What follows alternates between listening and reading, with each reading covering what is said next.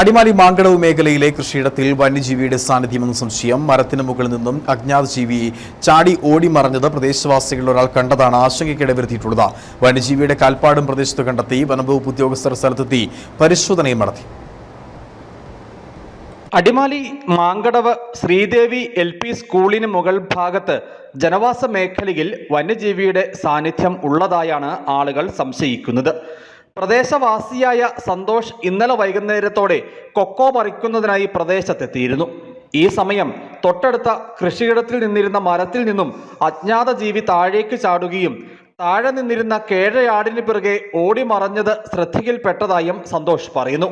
ഞാനവിടെ കൊക്കോ പറിക്കാൻ വന്നപ്പോൾ വെട്ടിക്കൊമ്പിൽ ജോസേട്ടൻ്റെ പറമ്പിൽ ഒരു ആഞ്ഞിലിയെന്നൊരു പുരി പോലെ ഇരിക്കുന്ന സാധനം ഒരു ആടിനെ മുമ്പിലേക്ക് ചാടി ആടിനെ ഓടിച്ചുകൊണ്ട് പോണ കണ്ടു. ഞാൻ പുറകോട്ട് ഓടുകയും ചെയ്തു. ഇതിനു മുമ്പ് ഇവിടെ പുലിയുടെ സാന്നിധ്യം കണ്ടതാണ്. ആട് ഇഷ്ടം പോലെ ഉള്ളതാണ്, ആടിനെ കാണാറുള്ളതുമാണ്. ഞാൻ ഈ പ്രദേശത്ത് പട്ടികളുടെ എണ്ണം കുറവുണ്ട്.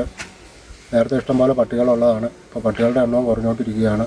സംഭവത്തെ തുടർന്ന് ഭയന്നുപോയ സന്തോഷ് ഉടൻ ഇവിടെ നിന്ന് മടങ്ങുകയും സമീപവാസികളെ വിവരം അറിയിക്കുകയും ചെയ്തു.